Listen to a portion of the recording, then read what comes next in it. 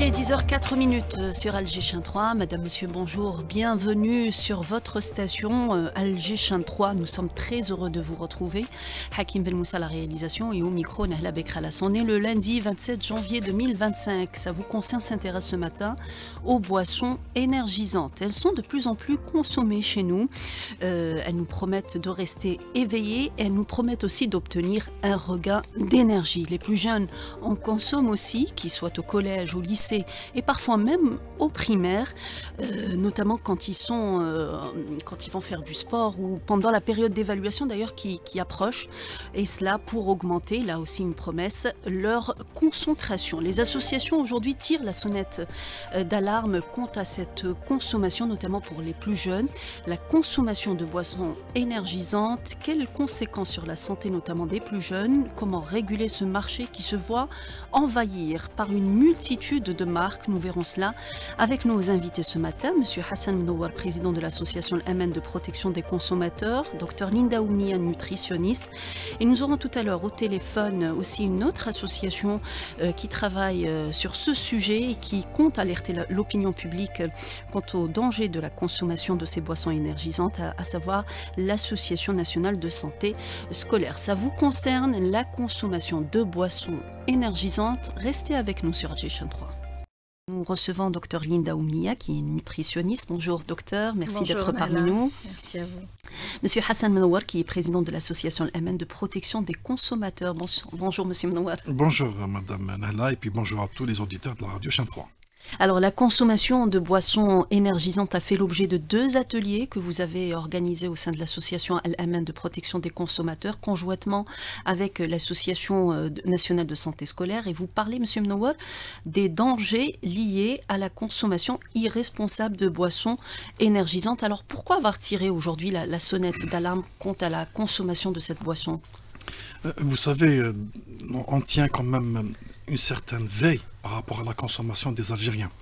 Et quand on a été alerté par certains parents que leurs enfants sont devenus carrément dépendants de ces boissons, et nous avons essayé donc de comprendre, de mieux comprendre le phénomène, de mieux comprendre de quoi sont composées ces boissons et puis quels sont les dangers.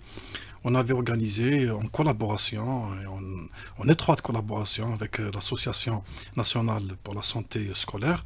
Nous avons organisé donc un premier atelier très restreint avec des médecins, donc plusieurs spécialités, pour mieux comprendre, donc avant d'aborder donc cette problématique. Et c'était là où on avait décidé donc d'élargir un peu le cercle et d'inviter même des représentants de certains ministères, comme le ministère du Commerce, le ministère de la Santé, de l'Industrie et de l'Éducation, avec d'autres experts, donc pour élargir un peu notre savoir, et même certains journalistes qui sont spécialistes dans le domaine de la santé, pour justement préparer une feuille de route, un plan d'action. Et c'était là où on avait encore mieux compris donc le danger, le grand danger qui nous guette, qui guette donc d'abord les enfants, les jeunes et même les moins jeunes. Et puis on avait décidé donc de sonner l'alarme d'une manière très très forte et en informant donc toutes les autorités compétentes concernées et aussi donc l'opinion publique. Et d'ailleurs, c'est pour cela que, sincèrement, je vous remercie donc, en tant que Radio Nationale, Radio Chain 3 et vous, Madame Nahla, nous avoir permis, donc, à travers les ondes de la Chain 3, d'informer les parents donc, sur ces dangers et de leur dire qu'il va falloir vraiment, vraiment être vigilant. Ces boissons donc, contiennent beaucoup de matières très nocives qui vont faire beaucoup de mal, pour ne pas dire que ça fait déjà beaucoup de mal. Donc, vous savez que nous, par ici, par là, on entend qu'il y a des morts subites. Donc on commence à douter, hein. Moi je le dis comme ça, on commence à douter que ces boissons, ça pourrait être un lien. J'étais en discussion avant-hier avec un expert en sport, donc c'est un entraîneur, c'est un dirigeant d'une équipe de football, qui m'avait dit qu'effectivement, quand on a quand ces poulains, donc les footballeurs, quand ils en prennent, le pouls, donc le rythme cardiaque, il augmente rapidement sur place. Donc ça veut dire que nous avons raison, il y a un danger et on doit vraiment on doit tous donc faire attention. Surtout que quand on voit ce qui ce qui est édité dans la réglementation sur le genre officiel, c'est des boissons qui doivent être vendues à part, dans un étalage bien distinct, donc qui n'est pas mélangé. Donc ces boissons ne doivent pas être mélangées avec les autres boissons pour montrer qu'elles sont différentes. Et c'est réellement, elles sont différentes. Aussi, c'est des boissons qui ne doivent pas être consommées par des sujets de moins de 16 ans. C'est des boissons qui ne doivent pas être consommées par des personnes qui ont des problèmes cardiaques, des problèmes de diabète, par les femmes enceintes, par les femmes qui allaitent. Donc, en réalité, c'est un produit alimentaire qui devrait même être prescrit par un médecin. Du moment qu'on ne doit pas donc, le consommer dans plusieurs cas, ça veut dire qu'il y a danger. Si on ne doit pas le consommer dans ces cas, ça veut dire que si on le consomme dans d'autres cas, c'est-à-dire si on a plus de 16 ans, quand on n'est pas une femme enceinte, quand on n'a pas de problème cardiaque, ça veut dire qu'il faudrait le consommer d'une manière très rationnelle et très responsable. Donc la réglementation existe concernant cette boisson. Est-ce que les départements ministériels que vous avez conviés à cet atelier ont été réceptifs? Est-ce qu'ils sont conscients aujourd'hui de ce produit, du danger que pourrait exister à la consommation de ce produit? Oui, absolument. D'abord, je tiens à signaler que le ministère de l'Éducation avait déjà donc publié ou même envoyé une note à tous les responsables des établissements scolaires pour les avertir de ce problème. Le ministère de la Santé, qui était bien représenté par la sous-directrice de la prévention, qui avait aussi sonné l'alarme avec nous, qui avait dit que réellement il y a un problème. Si c'est le ministère de la Santé déclare qu'il y a un problème, ça veut dire réellement il y a un problème. Au ministère de l'Industrie, ils avaient dit que réellement, ils avaient exigé qu'il y ait ces recommandations. C'est la même chose pour aussi les représentantes du ministère du Commerce. Mais nous, en tant qu'association et en tant que groupe de travail, avec tous les médecins qu'il y avait avec nous, on est en train d'exiger des pouvoirs publics, d'abord de renforcer ces textes réglementaires, de rendre ces boissons même interdites, c'est-à-dire que ce ne soit pas à la portée de tout le monde, pour que ce ne soit pas seulement des recommandations, mais qu'il y ait des interdictions.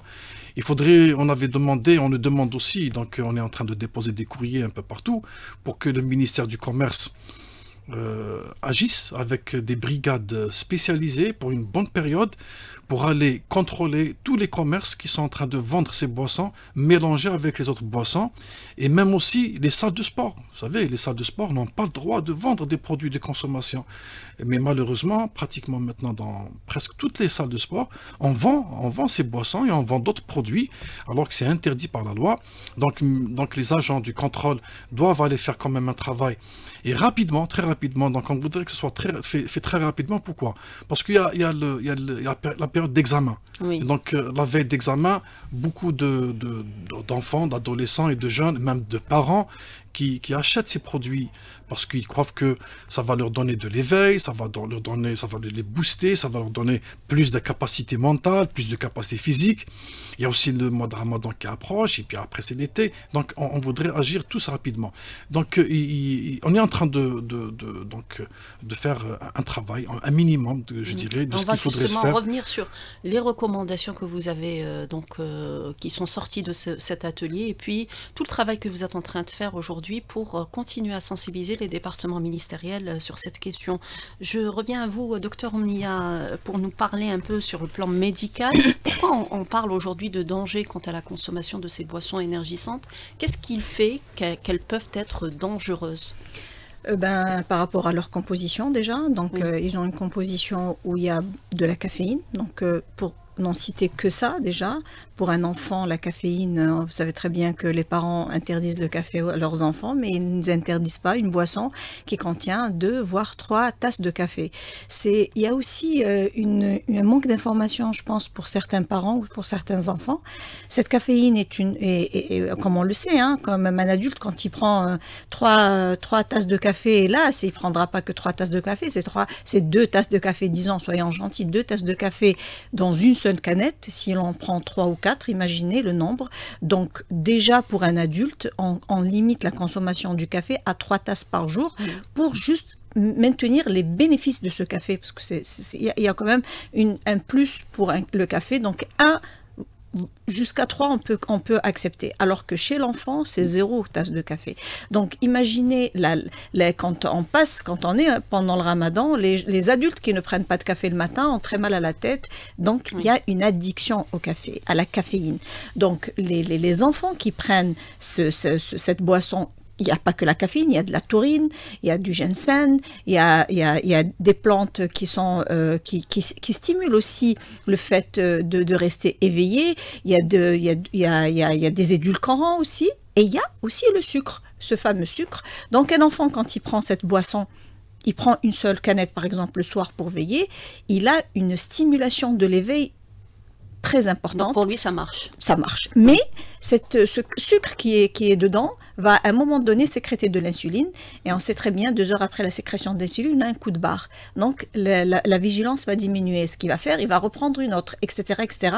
Il arrive au petit matin avec plusieurs canettes. Et le lendemain matin, s'il part à l'école ou s'il va aller faire du sport, bon, il est déjà tachycarde parce qu'il a pris beaucoup de café, de cette boisson dans laquelle contient la caféine. Et en plus de ça, il va faire une activité physique, il y a un risque de trouble du rythme. Donc le risque est très important, il est cardiovasculaire, donc une tachycardie qui peut s'accentuer avec une activité physique et provoquer un trouble du rythme. Il y a un problème aussi d'addiction, de névrosité, donc le système nerveux aussi, il est stimulé, donc parce qu'il est éveillé. Le fait qu'il ne dorme pas, donc il a une dette de sommeil, donc le lendemain, il reste très fatigué. Et il y a aussi plusieurs effets secondaires qui font que ces canettes de boissons énergisantes vont donner des troubles digestifs, vont surcharger le foie, le foie, vous savez très bien que le foie et les reins, c'est les organes qui détoxifient le corps, donc ils vont avoir une surcharge au niveau du foie, et évidemment, cette fatigue due au sucre, une obésité, etc., et le risque de diabète, le risque d'hypertension, tout ça est lié à cette boisson. À partir du moment, moi je dis, à partir du moment où sur la canette ou sur la bouteille de cette boisson, il y a autant d'interdictions, c'est comme si on avait une notice médicale. Oui. Pour moi, un parent qui lit ça, il a tout de suite compris que c'était une boisson assez dangereuse, qu'il devrait vraiment non seulement ne pas consommer lui, mais ne pas laisser leurs enfants les consommer. Sur les recommandations, c'est à partir à moins de 16 ans, mais honnêtement, en tant que médecin, je rentre même pas dans la réglementation, etc. On sait très bien que le bac est à 17 ans. Oui. Donc si il dit, même le parent, il dit, c'est interdit à moins de 16 ans, mon fils il passe le bac, il a 17 ans, et Allah, on va en prendre. Vraiment, il y a une... Il y a peut-être en revoir un petit peu toutes ces recommandations pour pouvoir, et surtout, on ne va pas interdire cette boisson, c'est pas le but, je pense, on ne va pas l'interdire à la consommation responsable. Mais surtout sensibiliser un maximum de personnes, sensibiliser par tous les moyens pour que les gens sachent ce que c'est que cette boisson et connaissent les dangers, parce qu'il y a beaucoup d'ignorance par rapport à ça. Parce que quand on voit la boisson, la première boisson européenne, sans donner de marque, celle-là a été connue, voilà. Mais maintenant qu'il y a d'autres marques et à la portée de tout le monde et pas cher surtout, et avec une très attractif dans la couleur, dans les dessins du ninja, etc. Je pense qu'il y a des gens qui ne savent même pas, ou des parents en tous les cas, les enfants doivent savoir, mais les parents, il y en a qui ne savent même pas ce que c'est que cette boisson. Justement, Dr Lemlia. En tout cas, dans les grandes surfaces, on les voit très clairement mélangées avec d'autres boissons. C'est là où on voudrait qu'il y ait de l'interdiction. C'est-à-dire que ça devrait être interdit de vente de cette manière. Donc, interdit de vente dans les salles de sport, interdit de vente quand c'est à la portée des enfants. Il faudrait que la loi ou la réglementation exige que ce soit réellement vendu dans un frigo ou dans des étagères à part et avec une bonne indication. C'est ce qui attirait l'attention des consommateurs sur le possible danger que pourrait induire cette consommation. Oui, quand les parents, même les sujets eux-mêmes, voient que ces boissons sont vendues à part, dans un rayonnage à part, avec une grande plaque où c'est écrit c'est pas recommandé à moins de 16 ans, c'est pas recommandé ceci, cela. D'une part. D'autre part, on est en train de demander, d'exiger justement, donc au ministère concerné, l'industrie et le commerce, pour que l'emballage lui-même soit revu. Il faudrait qu'il soit très différent. Il ne faudrait pas qu'il soit attractif. Il faudrait qu'on mette une mention très claire dessus pour dire que c'est des boissons qui ne doivent pas être consommées par les sujets de moins de 16 ans, femmes enceintes, etc. Actuellement, c'est écrit. Mais il faudrait avoir soit sur soi une loupe ou un microscope pour bien lire les indications. C'est trop petit. Vraiment, on ne peut pas, c'est indéchiffrable à l'œil nu. Et c'est ce qui fait le plus de mal. Parce que certains rester parents... peut-être aussi dans l'alerte, comme a dit Dr Omnia, pour les plus de 16 ans aussi. Ça continue, absolument, ça peut constituer un danger pour eux. Enceinte, le risque d'avortement et un risque d'atteinte du fœtus. Enfin, il y a des conservateurs, il y a des colorants qui sont perturbateurs hormonaux qui peuvent avoir un impact sur le développement du fœtus et sur la femme enceinte et même la femme allaitante. Oui. Alors, nous allons prendre en ligne avec nous Dr Bessam, qui est présidente de l'Association nationale de santé scolaire. Bonjour docteur. Bonjour Madame Nehla. Merci d'être parmi nous ce matin. Alors vous avez conjointement avec Monsieur Mnowar, le président de l'association Al-Aman de protection des consommateurs, organisé ces deux ateliers. On l'a dit tout à l'heure, Monsieur Mnowar, que le ministère de l'Éducation nationale a attiré l'attention des établissements scolaires pour justement que cette consommation soit surveillée des enfants, pour que ces enfants soient alertés sur les dangers que pourrait constituer la consommation de boissons énergisantes. Vous l'avez constaté, vous faites ce travail de sensibilisation, Docteur Bessam? Ben oui, effectivement, en tant qu'Association nationale de santé scolaire, nous confirmons que les enfants scolarisés, surtout les adolescents, consomment, disons, d'une façon excessive et anarchique de ces boissons. Donc, comme une première action, on a contacté notre premier partenaire, c'est l'association Amen, M. Mnowar, dont on a fait les deux ateliers. Et en même temps, on est en train de sensibiliser.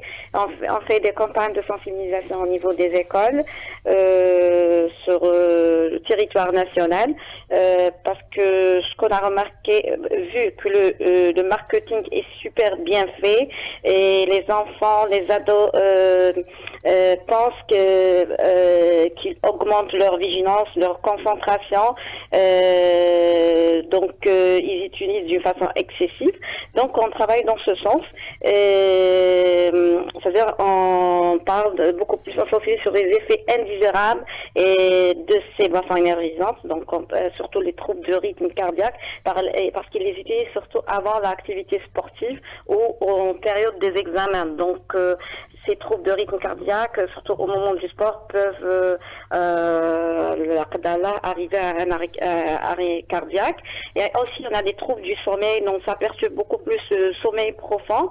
Et là, c'est le moment où le cerveau de l'enfant, de l'adolescent se développe. Donc nous aurons des troubles neurologiques tels que l'anxiété, l'irritabilité chez cet enfant. Il y a aussi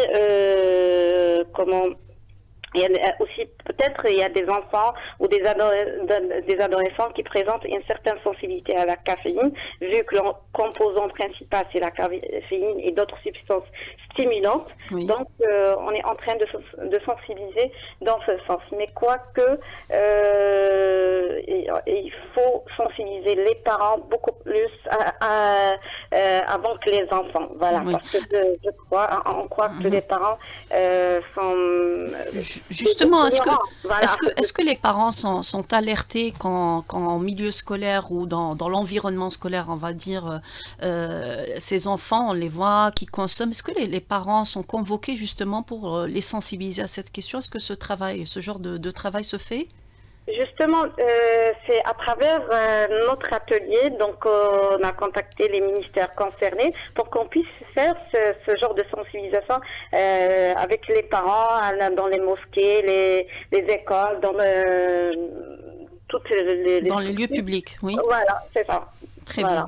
Merci à vous, Dr Bessam, de nous avoir accordé de votre temps. Je sais que vous êtes occupé voilà, dans une campagne de vaccination. Je vous souhaite une bonne journée. Merci. Merci également. Merci. Bon courage. Il est 10h27 sur Alger Chintron. Je rappelle que nous parlons ce matin de consommation de boissons énergisantes. Il y a beaucoup à dire là-dessus. En tout cas, la sonnette d'alarme a retenti au niveau du mouvement associatif pour alerter l'opinion publique quant à la consommation excessive parfois de cette boisson. Nous avons dans les studios d'Alger Chintron, justement pour en parler, M. Hassan Nawar, président de l'association L'Amen de protection des consommateurs, et Dr Linda Oumia, nutritionniste. Restez avec nous, ça vous concerne. On revient dans quelques instants. Alors les boissons énergisantes font l'objet aujourd'hui de l'attention du mouvement associatif, en tout cas de votre association et celle de la santé scolaire. Vous avez organisé un deuxième atelier consacré exclusivement à cette question avec la participation d'experts mais aussi de plusieurs départements ministériels. Où vous en êtes dans votre démarche, Monsieur Mnowar? On est toujours dans ce mouvement d'interpellation de toutes les parties concernées. C'est-à-dire, je n'oublierai pas de citer l'Observatoire national de la société civile qui a aussi participé, parce qu'on a besoin justement du réseau des associations là où elles sont et dans tous les domaines pour agir avec nous. Oui. Pour nous, toutes ces associations, tout ce mouvement associatif est un réseau d'alerte. Donc dès qu'on lance une alerte, il faudrait que tout le monde agisse. Les parents d'élèves, les associations des orphelins, les associations des femmes, des handicapés, tout le monde doit agir. Et la mosquée aussi. Je dirais, et surtout, les 60 associations des consommateurs nationales et locales. Donc, c'est un problème qui touche directement à la santé publique, donc on doit tous agir. Évidemment, donc, dans notre feuille de route, il y a les mosquées qui sont citées. Donc, on va interpeller le ministère des Affaires religieuses et des Waqf pour justement donner des instructions aux directeurs des wilayas et aux imams pour intégrer dans leur discours religieux, le khitab dini, donc des conseils aux parents pour justement les éveiller concernant le danger de ces boissons. Et il y a aussi le ministère des Finances, donc qu'on va interpeller pour taxer au maximum ces boissons. Donc surtout taxer les produits intrants qui sont importés. Oui. D'ailleurs, et du coup, faire augmenter le prix de la absolument. boisson. Oui. Vous savez qu'on n'a pas encore compris, donc on s'est posé la question. Comment se fait-il qu'une canette de 25 centilitres coûte 80 dinars, alors que pratiquement tous les intrants, mis à part l'eau, ils sont importés de l'étranger? Vraiment, il y a de quoi se poser des questions. Comment se fait-il que ça coûte autant, au même prix pratiquement, qu'une boisson gazeuse, locale, algérienne, qui est produite avec des produits locaux?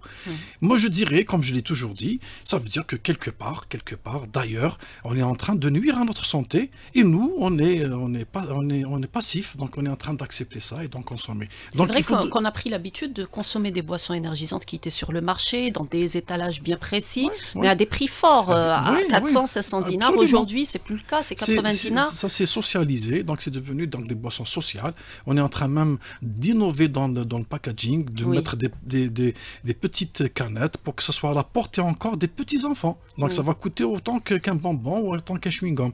Donc le ministère des Finances est interpellé aussi pour jouer le rôle et de taxer ces produits, parce que on va le payer très cher en vie humaine, et on va le payer aussi du point de vue économique, parce que les soins qu'on va faire après, des médicaments, les hôpitaux qu'on est en train de construire, c'est pas pour soigner des malades qui se sont rendus malades avec leur propre argent et avec l'argent du trésor public. Donc là, c'est pour nous, donc on avait dit qu'une canette comme ça devrait coûter entre 300 et 400 dinars. Maintenant, celui qui voudrait en consommer, une partie de cette taxe va partir à la Caisse nationale de la sécurité sociale pour qu'il puisse après financer les soins. C'est la même chose pour le tabac. Donc on avait dit pour le tabac, même le tabac, un paquet de cigarettes devrait coûter plus de 1000 dinars. Donc la différence entre le prix actuel et 1000 dinars, c'est pour aller à la caisse sociale et financer tous les soins. C'est-à-dire, il n'y a pas lieu que moi je cotise pour que quelqu'un fume, après on va le soigner avec mes cotisations à moi. Donc chacun paie sa cotisation, et c'est la même chose pour les boissons énergisantes. Donc on doit réellement jouer sur le prix.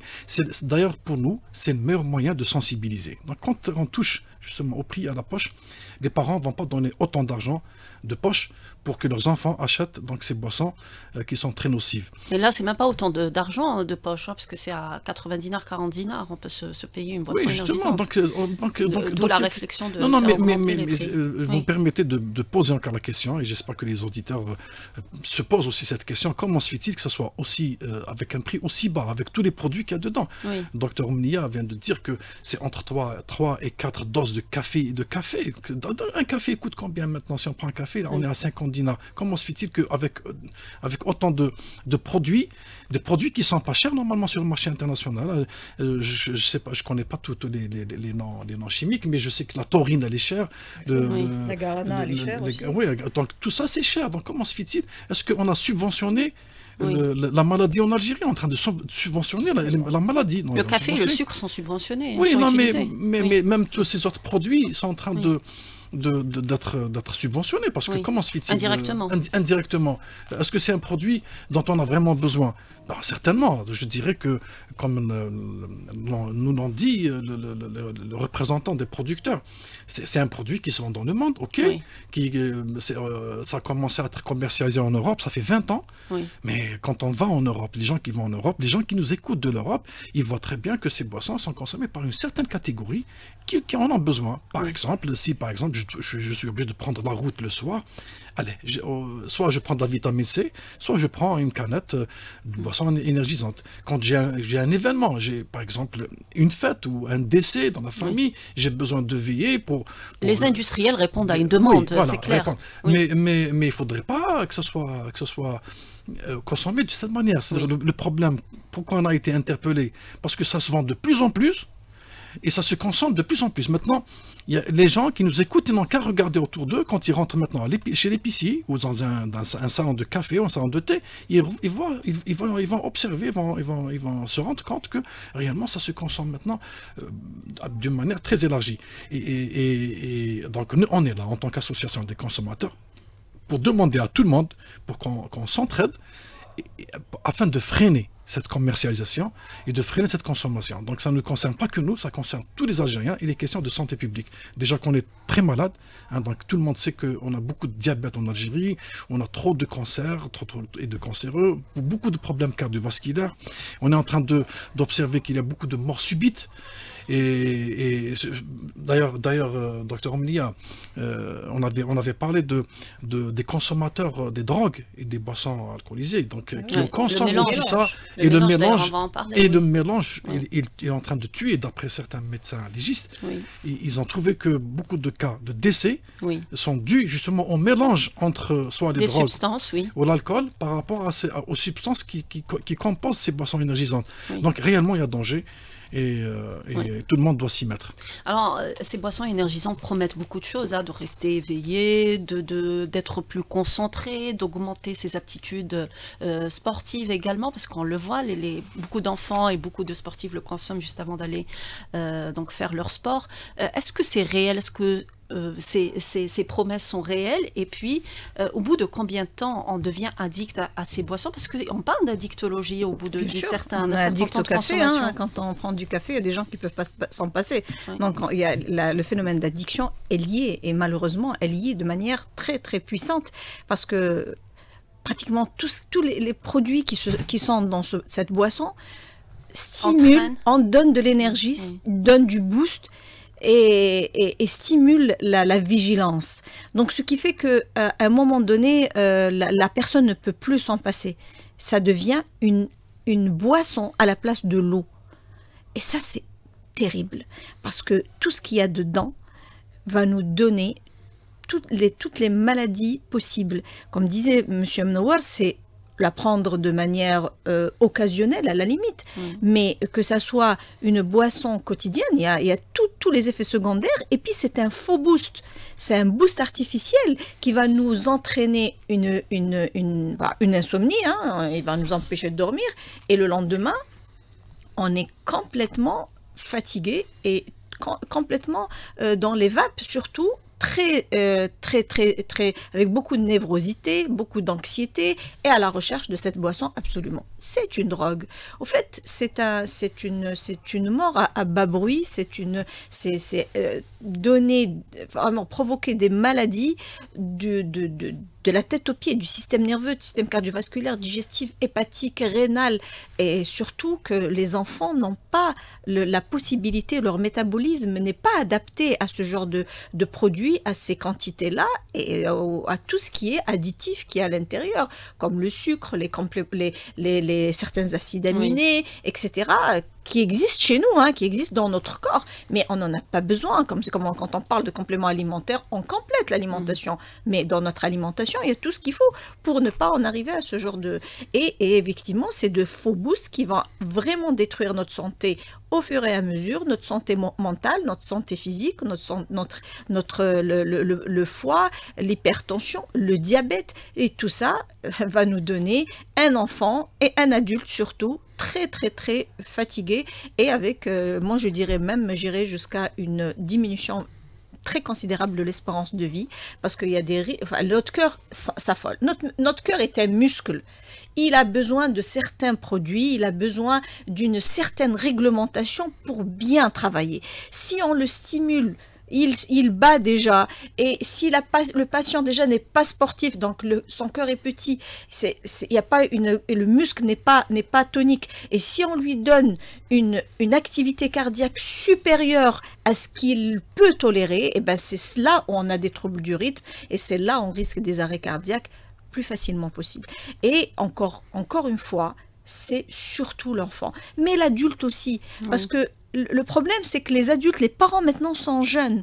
Donc, c'est des jeunes qui ont grandi déjà dans l'enfance avec le fameux produit européen qui existait déjà. Donc, ils ont déjà eu, c'est des parents de la trentaine qui a 10 ans, ils buvaient ça. Et donc, ils ramènent ça dans le réfrigérateur. Et l'enfant regarde. Et maintenant qu'il est, comme disait M. Nouar, à la portée des enfants, c'est dramatique, encore une fois. Pour moi, c'est déjà minimum, c'est 18 ans, d'accord?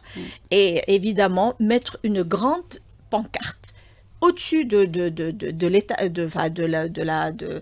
réfrigérateur où il y a cette boisson, avec vraiment grand, parce que c'est vrai que sur la canette, c'est écrit de manière microscopique, il faut mettre la torche, il faut augmenter pour pouvoir lire, et c'est dommage, ce qui n'est pas très fair-play, moi je veux dire, un consommateur, c'est nos enfants, c'est des consommateurs algériens, c'est des producteurs algériens, c'est nos enfants. Donc on devrait, c'est pour tout le monde. On ne dit pas de ne pas on consomme bien le tabac alors que voilà, c'est mauvais pour la santé, il y a l'alcool, etc.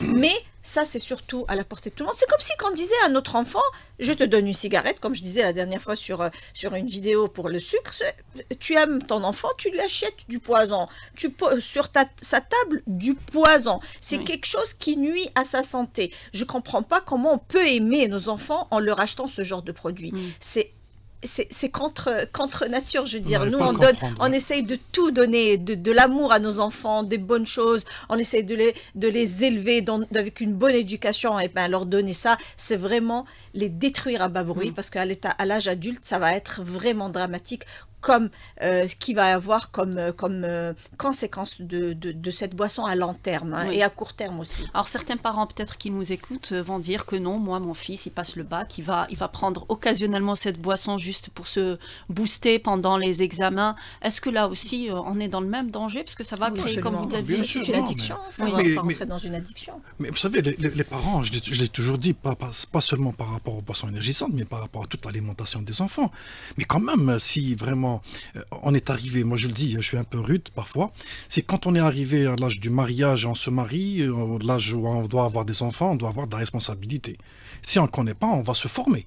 On doit lire, on doit se former, on doit demander aux anciennes vieilles, aux anciens vieux pour savoir comment justement être responsable par rapport à ces nouvelles générations, à la progéniture. Donc un enfant, il faut d'abord se déranger le matin, pas se déranger, mais faire plus d'efforts. Donc faire un bon petit déjeuner, composé avec des fruits de la saison, avec des aliments sains, leur préparer et vraiment faire l'effort de préparer de vrais repas. et évitant donc tous ces problèmes de boissons. Arrêtons d'acheter de la gazouze pour tous les repas, parce qu'avec ça déjà on donne l'envie d'aller encore plus loin vers les boissons énergisantes. Donc arrêtons d'aimer les enfants d'une manière toxique. Et puis à quoi bon, moi j'ai toujours dit aux parents, à quoi bon donc d'avoir de bonnes notes et d'essayer de faire réussir les enfants dans leur scolarité en les rendant malades. Donc que faire d'un enfant qui a un problème cardiaque, qui a un cancer, qui est diabétique, juste pour qu'il ait de bonnes notes, juste pour avoir le plaisir que mon enfant il a les meilleures notes de la classe. Ça ne sert à rien. Donc essayons d'abord de faire grandir ces enfants en bonne santé. Il faudrait qu'il y ait de l'activité sportive surtout. Si vous aimez vos enfants, faites-leur du sport d'une manière régulière. Donnez-leur à manger ce que vous voulez vous, parce qu'ils veulent eux. Donc il faut leur faire manger ce qui est bien, pas ce qui est bon. Donc ça, c'est très important. Donc, à quoi bon d'aller vers ces boissons énergisantes? Ça ne sert absolument à rien. Et j'assume. Moi, des calories vides. Oui, moi je dirais que quelqu'un qui a l'occasion obligé de faire 1000 km, il a besoin de se booster parce qu'il est dans l'urgence. Si on en prend, je dirais pas pourquoi. Maintenant, si quelqu'un aussi dans certaines conditions en a besoin, ok. Mais je l'ai dit tout à l'heure au début, c'est un produit qui doit être même presque prescrit par un médecin. Absolument. Et pas justement acheté comme avec des enfants qui ont 10, 12 ans. Dans les pharmacies. Oui, absolument. Oui. Donc d'ailleurs pour cela, d'ailleurs dans la feuille de route, on est en train de chercher, c'est le moment d'annoncer ça, de chercher des gens qui ont de l'influence positive, que ce soit sur les médias ou les réseaux sociaux, pour nous aider justement à lutter contre ce phénomène. Donc les footballeurs, les sportifs, les artistes, les anciens journalistes, les influenceurs qui ont de la positivité, qui ont l'esprit de citoyenneté, qui sont bénévoles bien sûr parce qu'on n'a pas de quoi les payer, qui nous aident justement à transmettre ces messages pour tout le monde. C'est un appel que vous lancez. C'est un appel qu'on lance. On a lancé aussi un appel au ministère de la Communication pour justement réguler, je dirais, la publicité contre tous les genres de boissons, parce qu'il y a Ramadan qui approche, mais aussi interdire carrément s'il y a une initiative de faire de la publicité pour ces boissons énergisantes.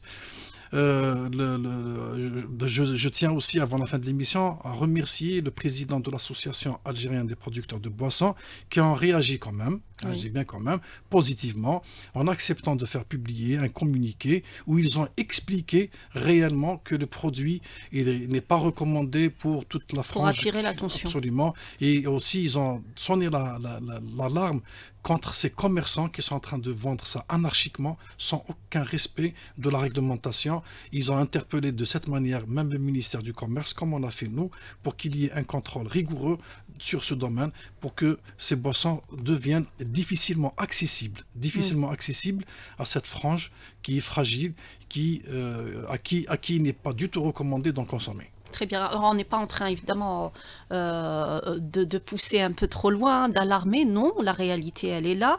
Est-ce que, aujourd'hui, pour ceux qui nous écoutent et qui n'arrivent pas donc, à comprendre peut-être pourquoi on tire la sonnette d'alarme concernant ces boissons énergisantes et que leur enfant, peut-être, le consomme de temps en temps pour se booster sa mémoire, est-ce que ça peut avoir l'effet contraire? Ça booste pas la mémoire. Est-ce que ça peut, justement, avoir l'effet contraire pour les dissuader, en fait, de consommer cette boisson? Ça ne booste pas du tout la mémoire, bien au contraire, ça permet de te réveiller, de rester éveillé, ça permet pas d'être concentré, mais alors là pas du tout, c'est pas parce qu'on est réveillé ça a l'effet contraire. Absolument, oui. C'est pas parce qu'on est sur un bureau et qu'on est réveillé qu'on est productif, hein, oui. D'accord. Oui. Donc contraire, ça va diminuer de leur capacité intellectuelle et c'est très très contre-productif, hein, et puis ça permet à l'enfant de manger.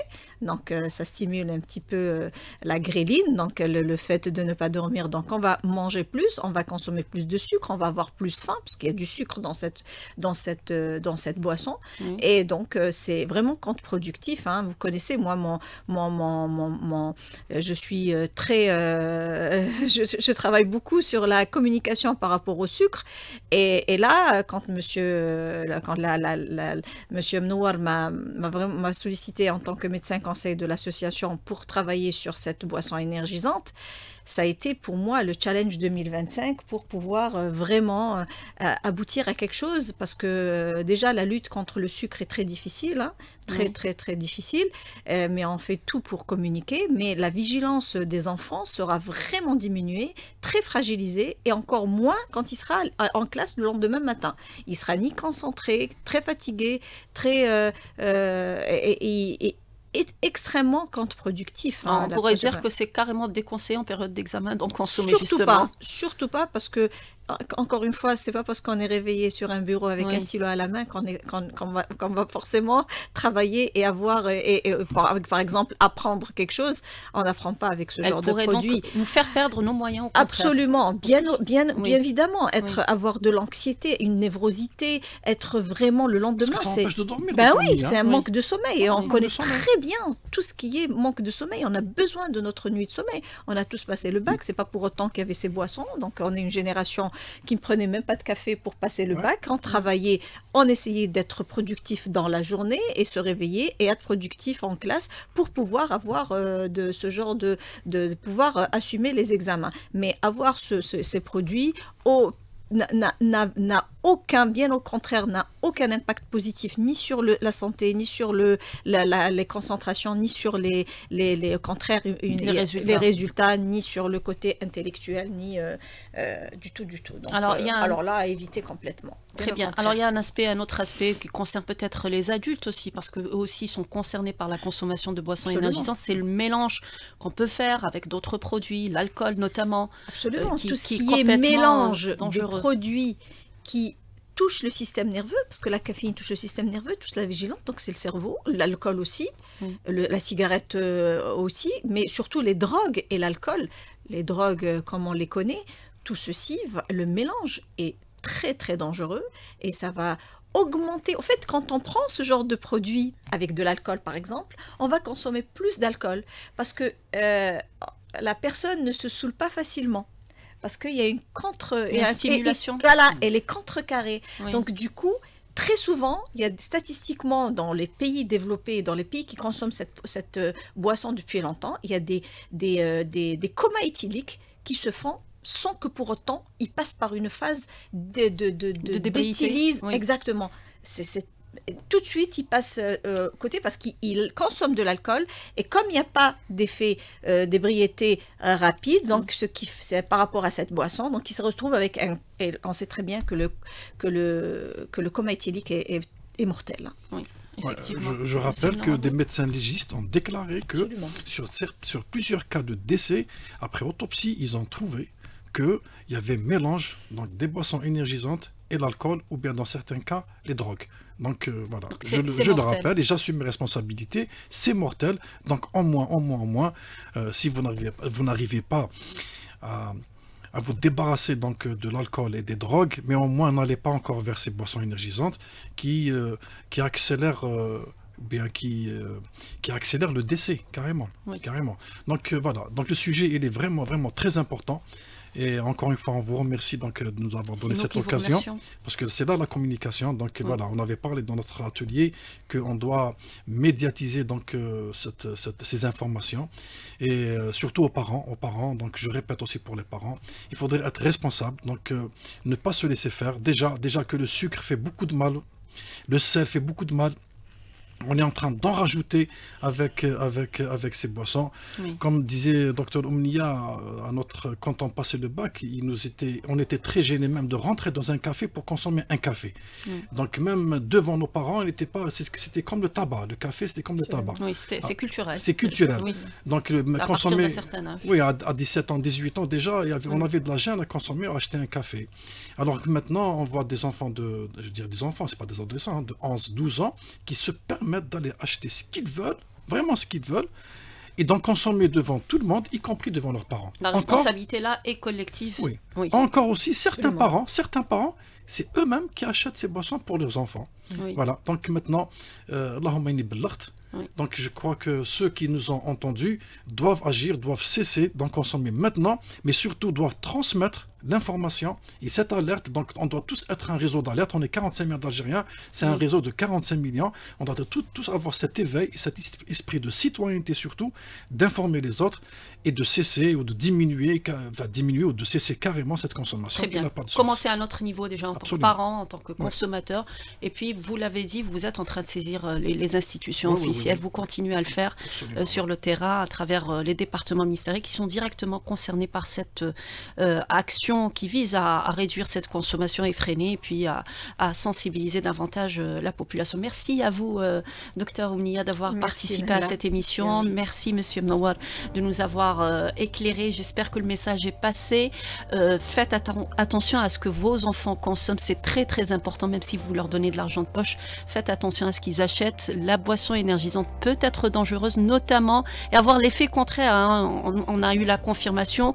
Au contraire, un manque d'attention, justement, et des résultats peut-être qui pourraient être négatifs pendant la période d'évaluation. Merci à vous de nous avoir suivis. Merci à Hakim Ben Moussa qui était à la réalisation, Mouni au streaming, à la technique Samir et à la régie d'antenne Houssine. Merci.